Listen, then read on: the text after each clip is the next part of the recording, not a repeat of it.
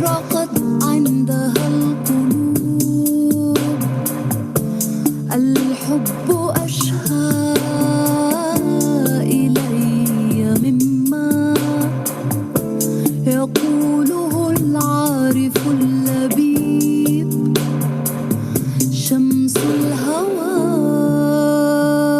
في النفوس لاحت فأشرقت عندها القلوب الحب أشهى إلي مما يقوله العارف اللبيب يا حب مولاي لا تول عني فالعيش لا يطيب لا أنس يصفو للقلب إلا إذا تجلى له الحبيب يا حب مولاي لا تول عني فالعيش لا يطيب لا أنس يصفو للقلب إلا. Hello, everybody. I see that some people are still joining, so feel free to jump on. Good morning, good afternoon, and good evening to everybody who's watching from literally all over the world. My name is Alia Taqaddin, and I'm joining you from Seattle, Washington, where I work with the Rachel Corrie Foundation. On behalf of our whole team, I just want to thank each of you so much for joining us today, literally from all over the world, thanks to this online platform. As you might know, today marks 18 years since Rachel Corrie was killed by an Israeli military-operated Caterpillar D9R bulldozer in the Gaza Strip, as she stood defending the home of a Palestinian family from being demolished. Anybody who knew Rachel would tell you that she was a committed community member and activist in her hometown of Olympia, Washington, and globally in Gaza and elsewhere. On a personal note, my family had just moved to the area following Rachel's death. And I've grown up knowing Rachel's story and just being in constant awe of her commitment to coalitional relationship building and global allyship. And so I actually have a quote of hers that really speaks to this desire for cross-community relationships, where she says in her journal, "I continue to believe that my home, Olympia, could gain a lot and offer a lot by deciding to make a commitment to Rafah in the form of a sister community relationship. Some teachers and children's groups have expressed interest in email exchanges, but this is only the tip of the iceberg of solidarity work that might be done. Many people want their voices to be heard, and I think we need to use some of our privilege as internationals to get those voices heard directly in the US, rather than through the filter of well-meaning internationals such as myself." And so with this in mind, it's especially exciting to announce that we're co-hosting this year's commemoration with the Madison-Rafah Sister City Project, who are based in Wisconsin. And we'll get to hear a bit from them later during this event. So just a reminder also that today we're fundraising to support the Gaza Community Mental Health Program, which we'll also get to learn a bit more about later in this program. But in the meantime, you can find the donation link in the chat box if you're in the webinar, which we'll be posting momentarily. And if you're joining in the live stream, you can find it in our live comments at the top of the page. So just be sure to choose the Gaza Community Mental Health Program as your designation when you make your donation. So while we're talking about Gaza, Palestine, occupation, and apartheid today, we're also speaking, and I'm personally speaking, from a parallel occupation in the United States. And to just acknowledge this dynamic, I have a short statement to share with you. The Rachel Corrie Foundation office is located on occupied Indigenous land. The Squaxin and Nisqually tribes are the rightful caretakers of this land, so-called Olympia, and the Duwamish and Suquamish tribes in so-called Seattle, and have been since time immemorial. Our organization recognizes that as of today, the federal and state governments have not fulfilled the promises of the Treaty of Medicine Creek to the Squaxin and Nisqually tribes, and the Duwamish have yet to receive federal recognition. As visitors on this land, we are committed to disrupting the colonial narrative and are always working to do better. We encourage each of you, if you're located as a settler on somebody's land, to take a moment now to research those Indigenous and tribal histories where you live, and potentially ways that you can support the restoration of land and trust.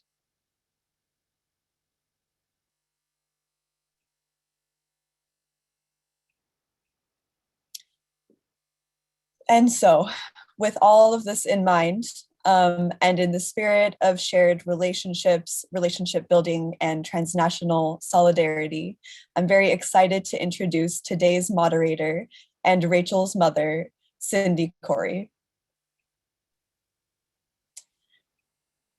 Hi, Hello. Cindy. Hi. Hello, everyone. So a quick introduction, Cindy, Sure. if that's okay. Of course. Cindy is the mother of human rights activist and observer Rachel Corrie. Motivated by her daughter's example, Cindy has dedicated herself in pursuing peace with justice in the Middle East, to seeking accountability in Rachel's case, to promoting change in US foreign policy, and to the work of the Rachel Corrie Foundation for Peace and Justice. And Cindy's also my supervisor.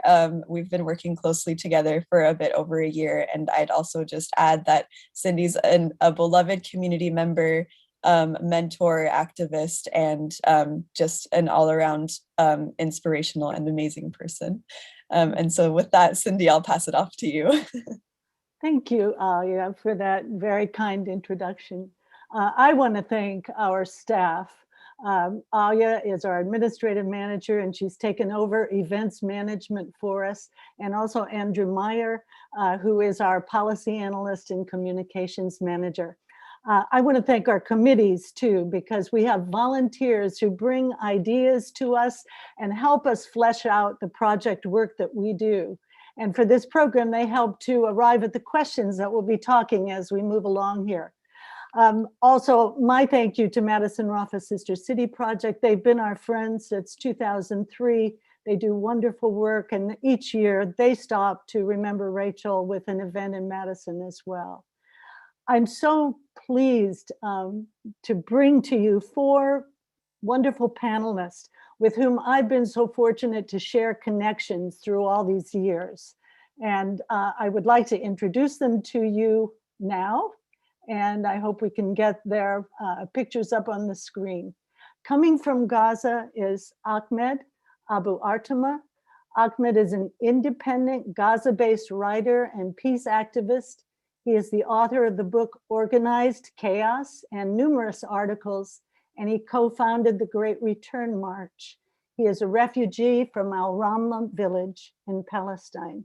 And I had the pleasure of spending time with Ahmed when he was touring the US in 2019. And it's so good to see him again this morning. Our second panelist is Yasser Abu Jamei, Dr. Yasser. He is a Palestinian psychiatrist with an MSc in clinical neuropsychiatry with distinction from the University of Birmingham. In 2015, he received the award of Best Alumnus Achievement from the Said Foundation for his work in developing the mental health sector in Gaza and the Gaza Community Mental Health Program Crisis Response Plan after the 2014 war on Gaza. Dr. Abu Jamei is also a member of the task force which developed the National Mental Health Strategy in Palestine. We have Kathy Walsh, who is one of those founding members of the Madison-Rafah Sister City Project. Since 2003, she's been working with the group. And in 2006, she traveled to Rafah with her daughter to see the conditions on the ground in Gaza and to get a feel for what life in Rafah is like. And Huwaida Arraf, my good friend, is a Palestinian-American attorney and human rights activist and co-founder of the International Solidarity Movement, ISM, of which Rachel was a part, and a two-time nominee for the Nobel Peace Prize. We will be talking about Gaza today, about the medical situation that I think many of you have heard about that has come to be known as medical apartheid, about grassroots resistance, and about the significance of transactional connections. I want to say that there's been so much loss associated with Palestine. And this past year, the world has experienced such unanticipated loss due to COVID-19. We gathered today recalling one story, Rachel's, but in doing so, we truly want to remember them all. In the Book of Joy, which I've been reading recently, Bishop Desmond Tutu and the Dalai Lama speak of how from the losses that all of us inevitably experience, that there can come opportunities if we are open to them. And from those opportunities come joy. After this year of sustained loss, I know that our panel today can provide us with information, but also with opportunities to share and to act upon what we hear. Thank you to all of you who have joined us today. Please, if you have any questions as the conversation goes along, please put those into the Q&A box at the bottom of your screen. Alia and Ashley from Madison will gather and organize the questions for us, and we'll address as many of those as we can in the last part of our programming. So let's get started. Ahmed, I want to turn to you first.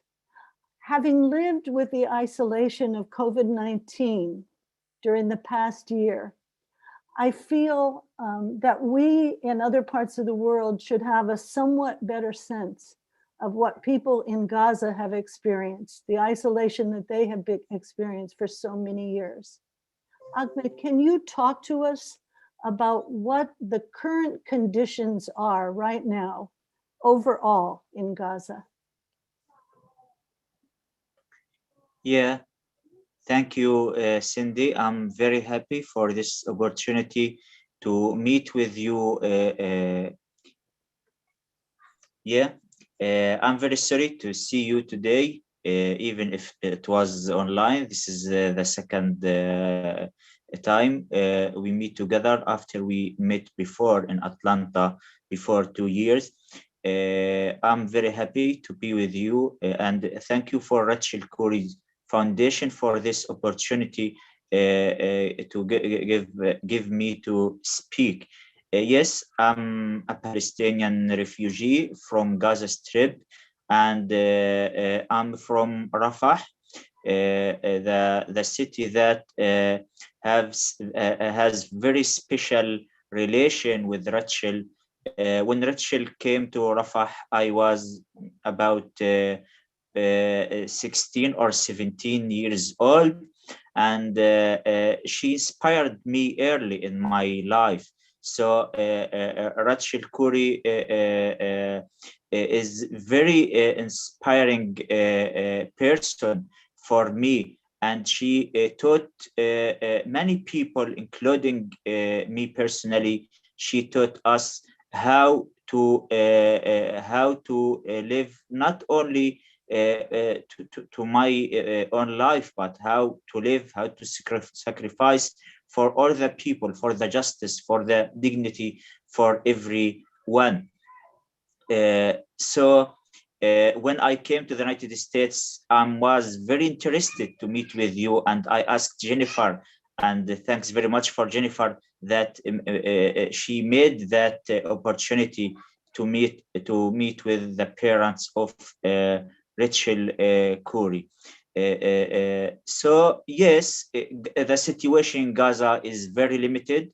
Israel withdrew from inside Gaza in 2005 after 2 years from Rachel Corrie, but she's still controlling all the sides of the life in Gaza and in Palestine in general.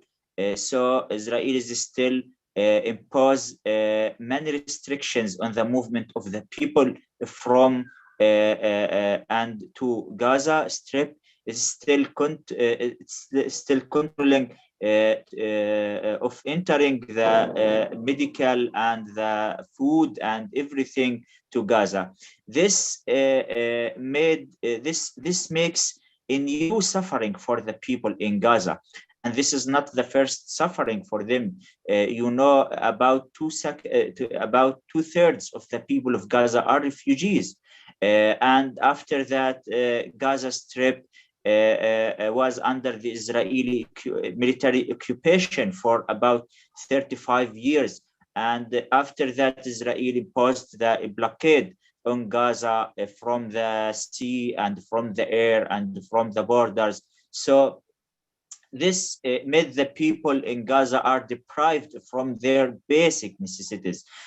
Many people, I know many people, they were dying while they are waiting the Israeli permit to allow to them to go to the hospitals in Jerusalem or in West Bank or in the occupied Palestine. This is very normal right, but with the Israeli rule, with the Israeli role, it needs many complicities and many waiting, and in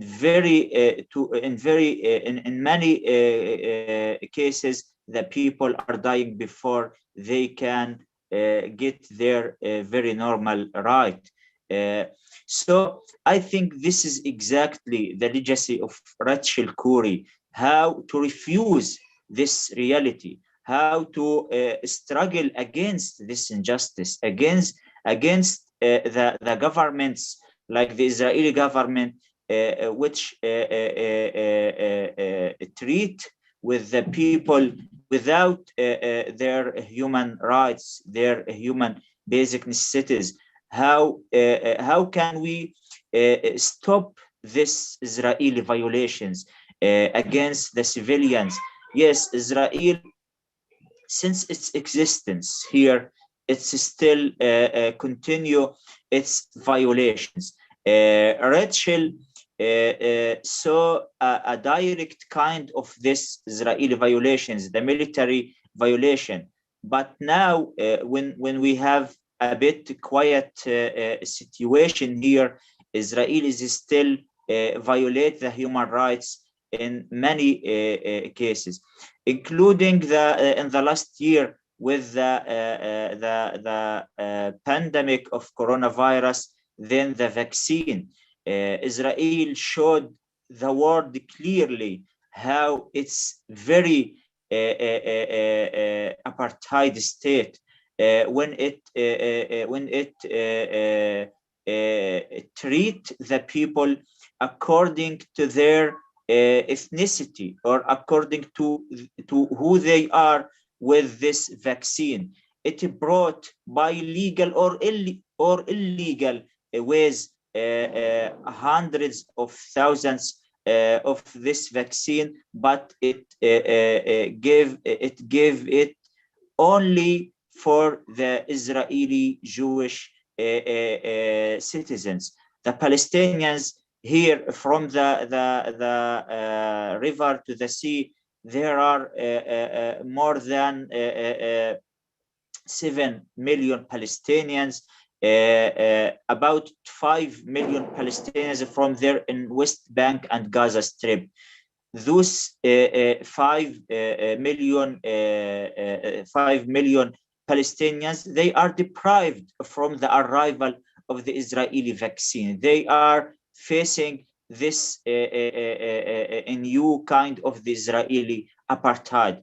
This what Rachel Corrie struggled against it, and this what make us continue that way to struggle against this situation and to struggle to create the world all of us a dream of it, the world where everyone can live his life and can get his rights normally without discrimination according to his religion, according to his ethnicity, according to his color. I think yes, the cause of Rachel Corrie is still alive until now, and we should continue this way until we get our dreams and until we get our freedom and dignity. Thanks, Cindy. Ahmed, in just a minute, could you tell me, because you have a family, and how families have been affected, how things are different since the COVID-19 began for people in Gaza? Could you take just a minute to share a little about that? Yes, the life became more difficult. You know the situation here as the rest of the world, the lockdown, the general lockdown, but also in the addition of this world pandemic here in Gaza, because of its very crowding place.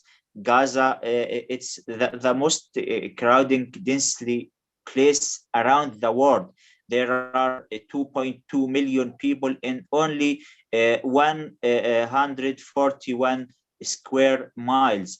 So this helped to for this pandemic to arrive quickly. I don't know if you know, my mother and my grandmother also, they were passed before a month from the pandemic, and yes, we are one family in this place as the other families, and you know also the medical sector here is very bad.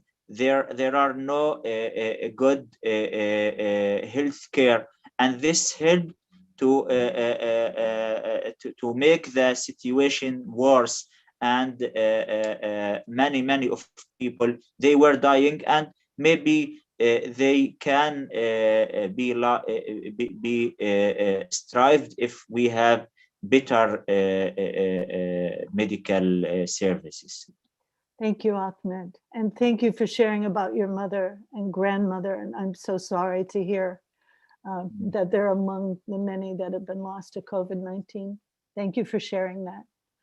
I'd like to turn to Dr. Yasser Abu Jamei now. Dr. Yasser, we've been hearing a great deal about vaccine apartheid, as Ahmed spoke to. And with Israel having the highest vaccine rate in the world, I think still, but largely failing to get vaccines to Palestinians in the West Bank and Gaza, despite the obligations that it has under international law. Can you also update us about what you know about what is happening with vaccine distribution in Gaza? What vaccines have or are now getting into Gaza? How are they being distributed within Gaza? And what do you anticipate will happen? What do you see as the challenges with the vaccine distribution?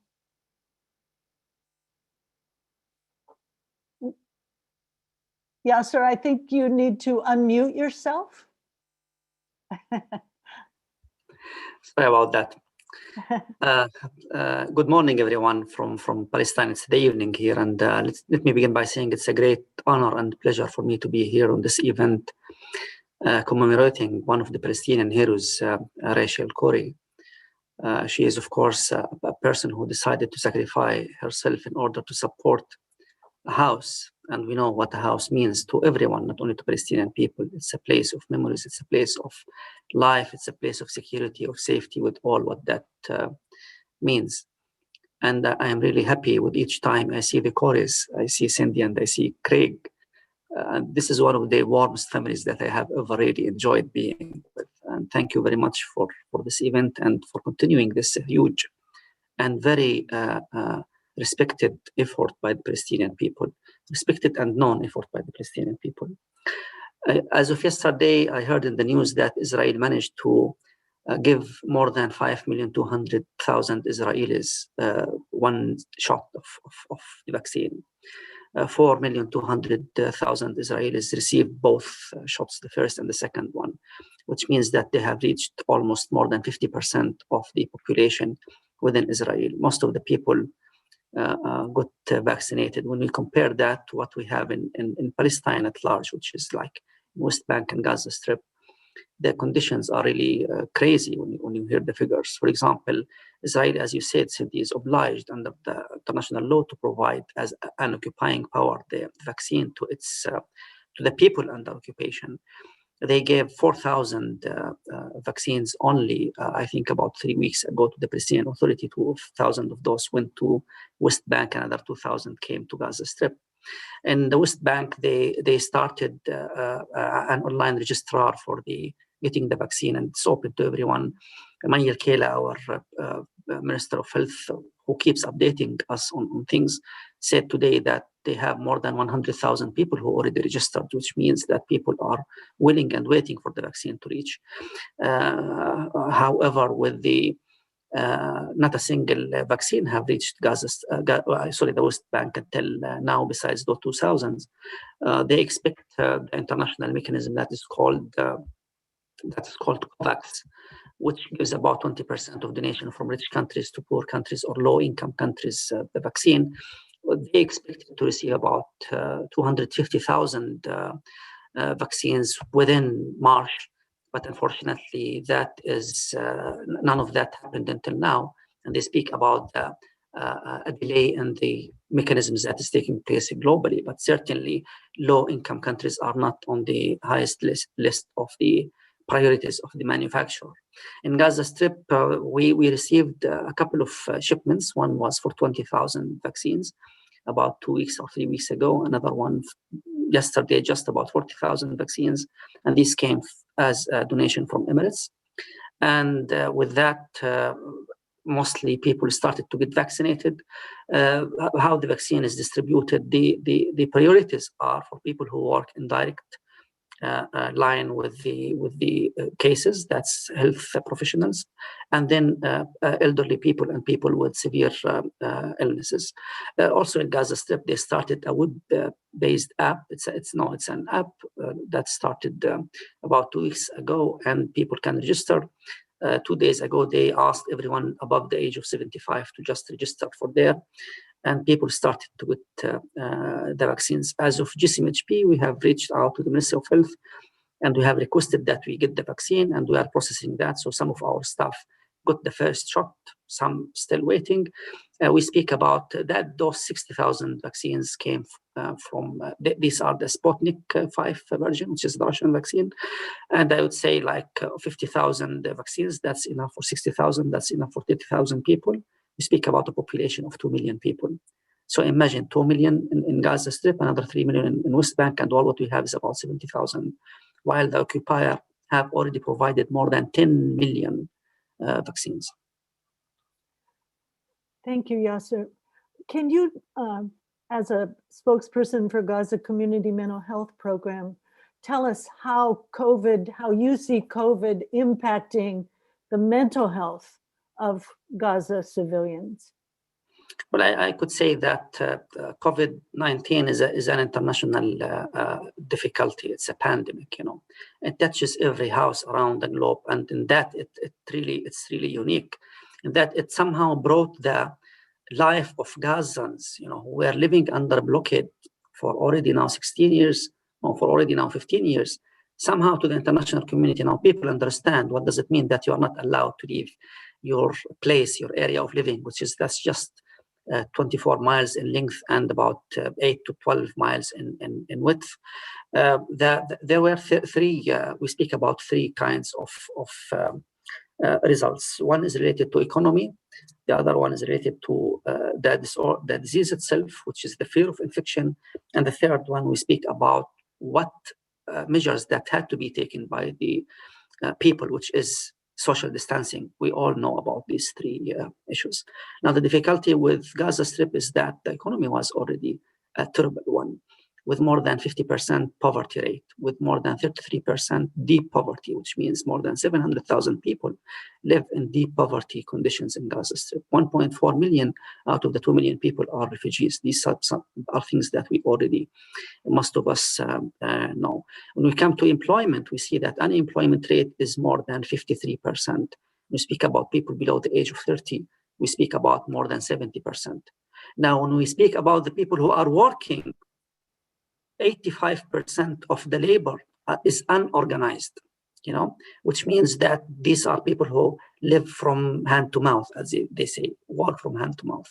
So the measures, the second part, the measures that were taken in order to stop the spread of COVID-19 led to a lot of disruption of that economic income and led to more difficulty in making sure that families will be able to even get food. We have already a lot of problems when it comes to food security. More than 60% of the people in Gaza Strip have issues with food security. And then the issue with social distancing is that we Palestinians in Gaza Strip or in Palestine at large, we use a lot to have two coping mechanisms. One is faith, which is that we believe in justice, we believe in our rights, we believe in our struggle, and this will always continue to be. And the second one is the social cohesion, which means that families stand for each other, they keep talking to each other, they keep discussing difficulties, they keep talking to each other, ventilating, etc., etc. With social distancing, that a little bit become more difficult. Resulting, we have more anxieties. The anxieties in the beginning of the pandemic was about getting the disease and about the fear of how to deal with children who are staying at home in those very crowded houses. But since September and going on, when the surge came in the pandemic in Gaza Strip, the difficulty was becoming more concerned about how to go on with your life, especially with people getting poorer and poorer, and more food insecurity is coming on the air. Thank you, Yasser. It's very helpful information to have. Could you take a minute just to let us know how the medical personnel, the people on the front lines, how they are doing, and how I know they have to be impacted greatly. They always are dealing with a lot in Gaza, but how this has added to their vulnerability. Well,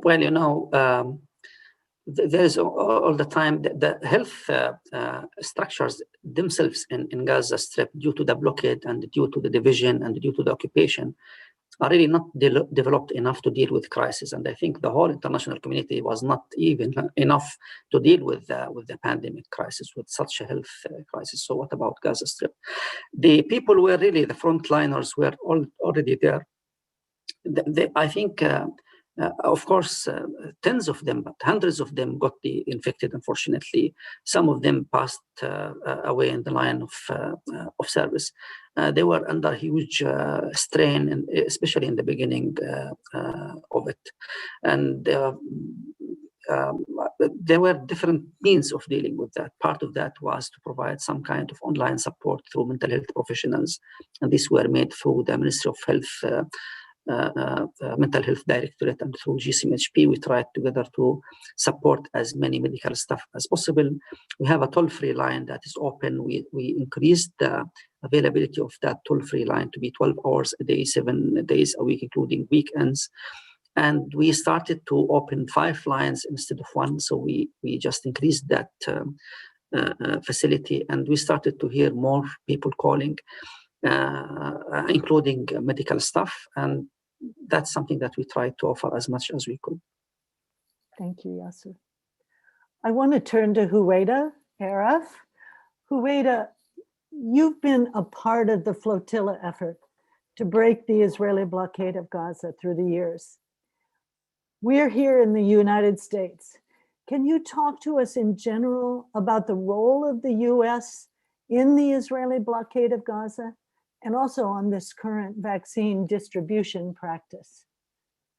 Yes, thank you, Cindy. Let me start by thanking you and the Rachel Corrie Foundation for this event, for all the work that you are doing on Gaza and Palestine in general. It's really humbling to be with you and to be invited to anything you do. And also to be here with my esteemed co-panelists who just exhibit so much resilience, if you can just imagine living in the conditions that they are explaining.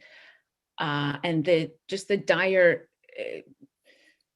those conditions and how dire they are, and the fact that the international community was doing nothing and is doing nothing to alleviate them is what prompted the idea of the flotilla to Gaza.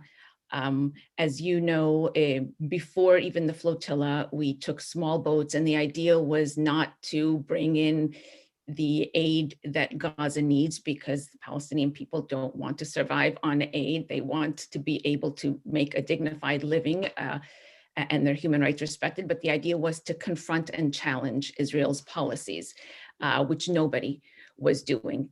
And that continues to be a problem today. We see the US role, your question is quite simply impunity. It's providing Israel with impunity so that Israel can continue these policies that are designed to really make it impossible for the Palestinians to continue living. And as many viewers might know, the United Nations back in 2014 said that Gaza would be unlivable by 2020, and now we're in 2021, and nobody has done anything about the situation that people are dying in Gaza because of policies that are deliberately implemented.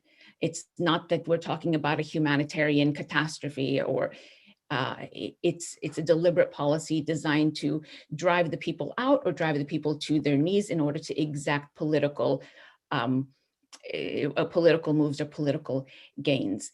And that is unlawful. There are laws on the books. There is an international legal system, an international human rights and humanitarian law, which Israel completely shirks. And then the United States provides Israel with the impunity in order to keep doing that. And why is that? Because for decades, US policy has been centered. When you look at the region, it's been Israel-centered, and there's been a near total disregard for not only the suffering endured by the Palestinian people, but the very rights to which Palestinians and all human beings are entitled. And successive US administrations, when they're discussing the quote unquote conflict, they're discussing it from the fate of Israel and what Israel wants. That's what's primary. Israelis are treated as human beings. We relate to them, while the Palestinians are just a problem that, we need to find some kind of solution to. And the most that the US administrations and representatives have been able to say is, okay, we believe the Palestinians deserve human rights too, but always subject to Israel's concerns and Israel's fears. And these concerns or fears are, I don't want to say completely illogical, but they're built on this idea of Jewish Zionist supremacy. They want the land without the indigenous people on it, and they want to make sure that Israel can remain a Jewish state with as much of the land as possible. And so to them, Palestinians are also a problem. And that's how the state of Israel has been conveying its policy priorities. And the United States has been kind of subservient to that and allowing Israel to continue doing that. We know that the United States gives Israel $3.8 billion in military aid, our tax dollars per year. And on top of that, it continues to shield Israel when we're talking about accountability in international fora. This has been historic, and unfortunately, it continues today. So when we look at the Biden administration, who a lot of people had kind of hope for, and indeed the administration is doing much better than the Trump administration for the American people, and a lot of the concerns when we talk about what the policy that Trump implemented vis-a-vis Palestine, while Biden has reversed a lot of Trump policies in general, those concerning Palestine, which were outrageous, have yet to be reversed. And on top of that, just in the last few weeks, we've seen some unacceptable and really concerning comments from the administration. For example, saying that, reasserting that they are completely opposed to the boycott, divestment, and sanctions movement, and equating the BDS movement with anti-Semitism.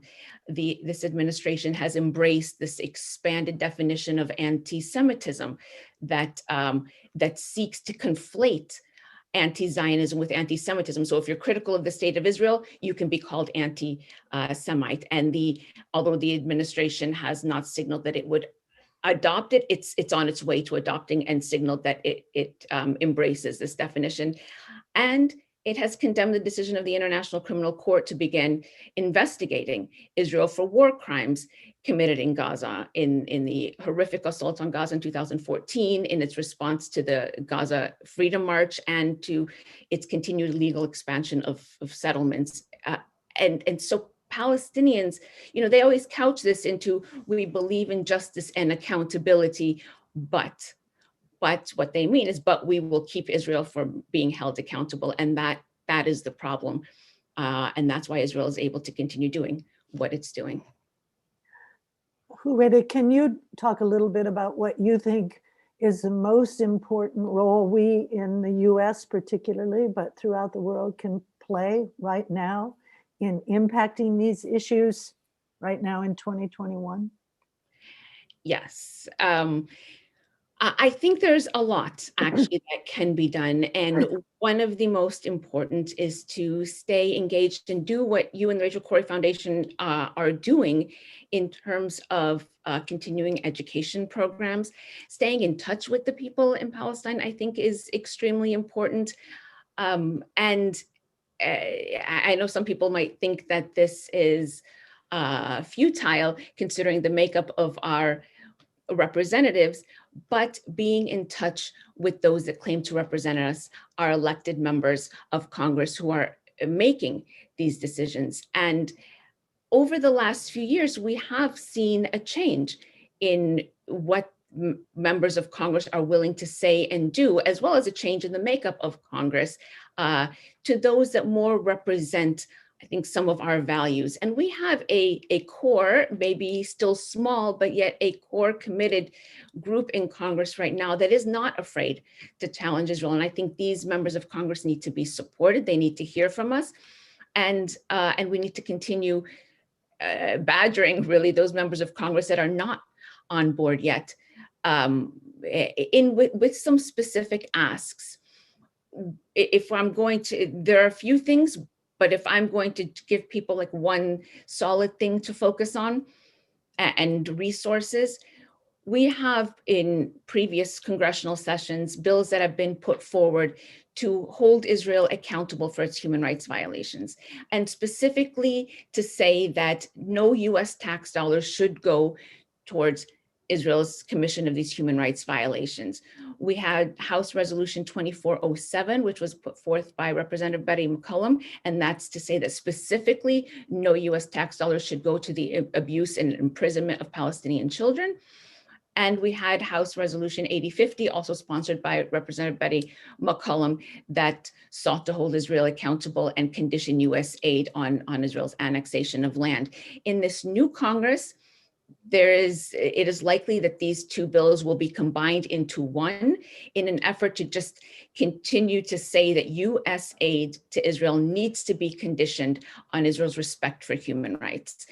Sadly, we have, in previous congressional sessions, we've only had a couple of dozen members of Congress sign on, when this should be a no-brainer. You perpetuate human rights abuses, you commit human rights abuses, you cannot do them with US dollars. We need to condition this aid. The Biden administration has already rejected this outright, but we can work on our members of Congress to get them more to sign on to these bills. And we should see that resolution drop in the next couple of weeks. Again, a resolution to say, no US aid to Israel human rights abuses towards children, annexation of land, etc. So we need to condition that aid. And everyone watching here, I hope, will just engage with their member of Congress to try to get them to sign on to this kind of legislation and continue, like I said, continue the engagement, continue the education, because the alliances that we are building here, I think, are strong. I remember very much, as I'm sure you do, Rachel's words, that some of the ones that really hit home to me is from a specific email to you, Cindy, where she said, just hearing about what you're doing makes me feel less alone, less useless, and less invisible. And that's so true when it comes to, you know, when I reflect on my time in Palestine, how much Palestinians just feel like we're up against this massive military might that wants to get rid of us, and nobody cares. Nobody cares about us. It's an extreme sense of isolation that is created. But being able to see people doing things, whatever it is, to show Palestinians that no, we care and we're doing something. We might not be able to move these great powers yet, but we are doing something. I think that goes a really long way to people's resilience and steadfastness. Thank you, Huwaida. I'm going to turn to Kathy Walsh. Kathy, you are one of the co-founders of the Madison-Rafah Sister City Project. Can you tell us a little about how that project originated and how the position of the Madison-Rafah Sister City Project has influenced your community and how that influence has changed over time? Okay, and thanks for having me here. I just wanted to start by saying in our trip to Rafah, my daughter and I talked to a lot of people, mostly kids, and the main question they asked once they found out we were American was, are we like Rachel Corrie or are we like the other Americans like Bush? I hope they figured we were more like Rachel, but anyway, Rachel was a constant presence when we were there. MRSCP really got its start when one of our members, Jennifer Lowenstein, spent the summer of 2002 interning with the Al-Mazan Center for Human Rights in Gaza. And during this time, she developed personal relationships with people in Rafah, including the mayor. And and it was the poorest and most neediest city in the Gaza Strip. So when she got back to Madison, she started putting together ideas to form a sister city based on the models of other solidarity-based sister cities Madison already has. And our first meeting was held in January of 2003, when she and a bunch of other people who had been toying with similar ideas got together. And we decided we wanted to initiate a campaign to become an official sister city with Rafah through Sister Cities International. And we initiated a campaign that lasted a year and a half. In March, when Rachel was killed, we contacted Olympia because we didn't want to get in their way if they were forming a similar sister city, and Sister Cities International only allows one American city per city elsewhere. But they didn't want to go official and gave us the green light, so we initiated that campaign. In truth, we never really had a chance to win approval because our mayor told us he was going to veto us no matter what. Most of the opposition came from the Madison Jewish Community Council, which has a lot of power in the Democratic Party, and Madison is almost all Democrat, and a lot of power in a lot of progressive groups in Madison. It provides funding. And they actually threatened the funding of other groups if they supported us. Nevertheless, we continued because we're that kind of people. And in the summer of 2004, we became the first sister city that was rejected by Madison. And we are still Madison's only unofficial sister city, and we are quite proud of it. Actually, the vote turned out 9-7 in our favor, but in Madison, you have to win a majority, which would have been 11 alders. The rest were afraid to vote. We were covered by national and international media, and we really made a much bigger splash than I ever thought we could make. And we consider we may have lost the vote, but we really gained a lot of support in Madison. A lot of people saw how ugly the fight had been and said, this is not the way the world should be. And we figure, in addition to helping and partnering with people in Rafah, which is very important, we also really want to educate people, especially in Madison, so we can turn around this bit about this Israeli-centric view our government has. And at least in Madison, we're making some progress on that. From the beginning, I think, even before we went to the city council, we became one of the prime pro-Palestinian human rights groups in the area, and the only non-church based group that really took root. Although we lost the city council fight, we gained a lot of sympathy for the Palestinian cause and a base of strong supporters who were strong enough to stand up to all the pressure, including some groups that had been heavily pressured during our fight. And the other thing we gained was everybody in Madison who paid any attention to anything knew about us, because we were in the paper. This issue had been in the paper almost daily for a long time before we ever came up to the city council. Since then, our base of support in Madison has continued to grow. And though I'm sure that we still have opponents out there, they've become rather quiet, because whenever they made a fuss, public opinion actually went against them. Our events are very diverse. We attract a wide range of people with a lot of different interests. And that makes it easy for us to educate a lot of people in Madison. And it is quite apparent that since 2004, we have become a much more Palestinian-friendly city than when we started.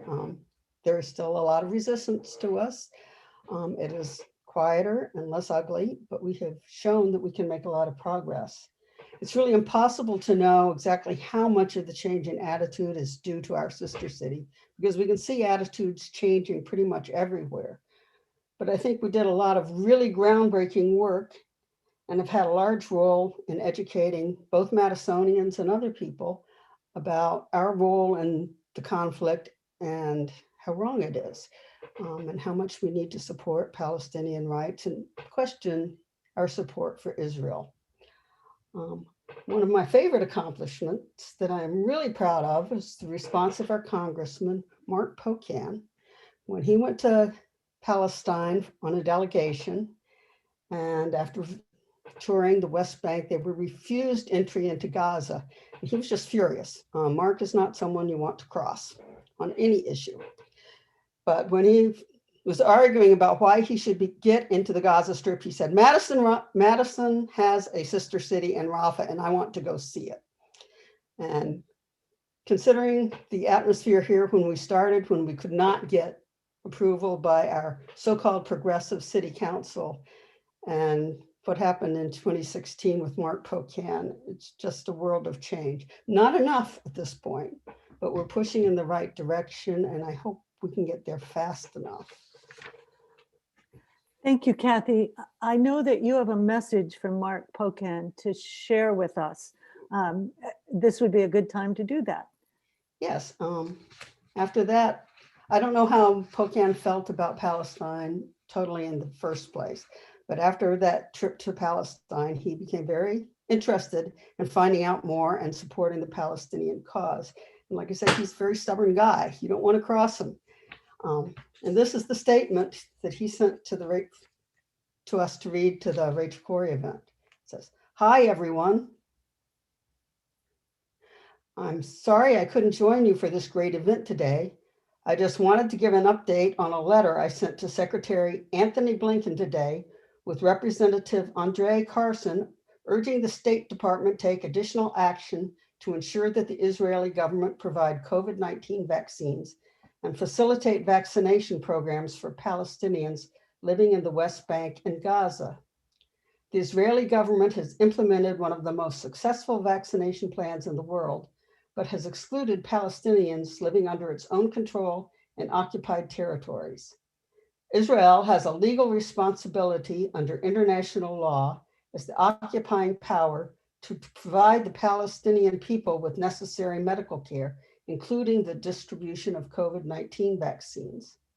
The United States must stand up for the needs of Palestinian people during this global pandemic and ensure that they receive the same level of care from the Israeli government that we request in our own communities. While the Israelis have provided some vaccines to Palestinians, they have a legal and moral obligation to do more. Thanks to your support, we sent the letter with 15 other Democrats who are Representatives Ilhan Omar of Minnesota, Betty McCollum of Minnesota, Steve Cohen of Tennessee, James McGovern of Massachusetts, Rashida Tlaib of Michigan, Jan Schakowsky of Illinois, Raul Grijalva of Arizona, Jesus Garcia of Illinois, Marie Newman of Illinois, Ayanna Presley of Massachusetts, Earl Blumenauer of Oregon, Danny Davis of Illinois, Debbie Dingle of Michigan, Donald Byer of Virginia, and Alan Lowenthal of California. And hopefully we'll be able to build on that support and change the mind of more people and support the Palestinians on a lot more issues. Thank you, Kathy. I think that's a wonderful example of how a group of people working together locally can make a difference to really impact this issue. Thanks so much for sharing that. That brings us to our call to action, which is pretty general, but is to ask all of you that are listening to keep your legislators informed and aware, particularly at this moment on this issue of vaccines and of medical apartheid. This is one I think that they should be able to support, as Kathy said. I wish there had been many more House members signed on to that letter. It's wonderful that there were as many as we did have there. But it requires all of us taking action and making sure that we work to keep sending the word, to keep making the calls, sending the emails to our members of Congress. I'd also urge you, if you're not connected to organizations like Madison-Rafah Sister City Project, to connect with local and national organizations. Certainly the Rachel Corrie Foundation is glad to have you join us, but there's also the US Campaign for Palestinian Rights, Jewish Voice for Peace, American Muslims for Palestine, the Adala Justice Project, Friends of Sabeel North America, and more, and all of them are working to address these issues. So make connections with them by checking out their websites and so forth. It's time for us to turn to Q&A. If those of you listening have questions, we would love for you still to put those into the Q&A box on the webinar, or to send them through our streaming event. And I'm going to take a look at that chat now, and we'll see what questions you have for our great panelists. I'm going to take a look right there. It's going to take me a little bit.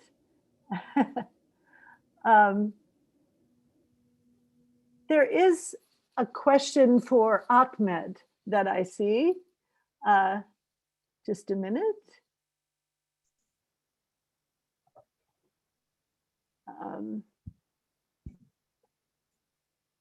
Okay. Okay. Ahmed, there's a question about the Great March of Return and whether there's any activity with that project, with that group at this time. Can you tell us about that? Yeah, at this time, there are no activities, because of the vaccine. And let me be honest with you, I think the high victims in the Great March of Return by the shooting from the Israeli occupation army, it pushed the people to try how to change the methods to minimize the victims that Israel shoot them. Now, in the last year, there are no activities. Now in Palestine, the people are thinking in the next elections how to elect.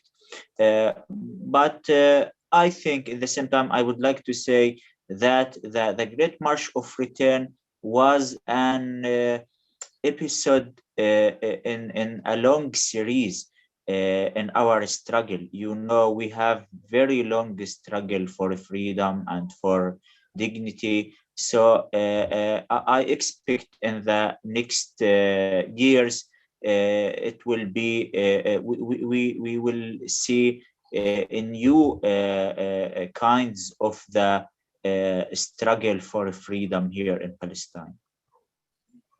Thank you, Ahmed. I'd like to ask, because we've talked about the importance of these transnational connections, and so I would like to hear from you, Ahmed, and also from Dr. Yasser, on the receiving end, for those in Gaza, how do efforts like the one in Madison, for example, or the connections that people internationally make, how does that impact people in Gaza? What difference does it make for people in Gaza? Yeah, the people in Gaza, the people in Palestine in general, they are any kind of activity of international activity means a lot for them, because this kind of support and solidarity makes them feel that they are not alone, that they are part of a global front for the freedom and for dignity for everyone in this world. So I would like to say for the members of the international solidarity movement and for the supporters of freedom and dignity everywhere, that you should know how it's very great, how is the great impact that you let that you leave it in our hearts and in our souls, even if it was not material support, even if it was only a word, if it was a protest with the Palestinians, it means for us a lot, because we believe that we have a global struggle and not only local struggle, and everyone who believe in justice and believe in freedom for everyone is part of this struggle, of our struggle. Dr. Yasser, do you have anything to add about the significance of international support, of these relationship building that we try to do internationally? One of the most difficult feelings that we have is the feeling that we are left behind, and that the Palestinian case is a forgotten one. And we have felt that more than once. And for example, in the last 15 years, 2008-9, when we had the attacks on Gaza for 22 days, when almost 2 million people were under bombardment day and night. And then suddenly for a few weeks, perhaps months, the international community started to, let me say, support the Gazan people one way or the other and talk about ending the blockade. And then nothing really happened, unfortunately. 4 years later, in 2012, the same thing happened. It was a shorter attack, 8 days only. But again, the question was when the blockade is going to end. Nothing again happened. 2014, 51 days of continuous bombardment. Thousands of people who got, I think 2,200 people got killed, 10 or 11,000 people got wounded, including 3,000 children got wounded. Solidarity, some talks in the international, let me say, platforms that something is going to happen. Few months of support, few months of, let me say, intervention, and then that's it. And then the Great March of Return, come on, people, remember us. This is not a place to be left. People were struggling and calling that they have their rights, they are just calling for their rights, and that something should be done about that. And unfortunately, nothing is done about that. So if at least nothing is happening at the political level, at least there is a sense that solidarity groups are doing there and they are standing beside the Palestinian people. And this is very important for the Palestinian people. It's very important also to deal with the stresses that people are facing and the more loss of hope that people are going through. Because whenever I see people who are visiting Gaza, they keep telling me the same sentence, and I'm sure that people who visit Gaza keep seeing it, which is, last time we thought it will not get worse, but unfortunately it became worse. This is a sentence that I kept hearing from the International Solidarity Group who used to come and visit Gaza. So any efforts in bringing the Palestinian case to the table at any level, even if it's just talking to a friend and asking him, what does he know about the Palestinian struggle, that is something to build on, and never underestimate a phone call. I was in the States more than once, and a lot of things happened because I asked people, the constituents, to call their representatives and to bring up the Palestinian course. And this is something that is doable, doesn't cost anything, but on the other hand, it can cause a big difference, a big change. We need a change at the international level. We need a more strong international community that would ask Israel to adhere to the international human rights laws. We need nothing more than that. What we need is justice. How to achieve justice? Very simple, through the respect of human rights, which will give us Palestinians all our rights, our dignity, our justice, and the capacity to live as any other human being. Thank you, Yasser. We are reaching the end of our webinar. I'd like to know if any of you have a question for each other, the four of you. If you do, please speak up right now.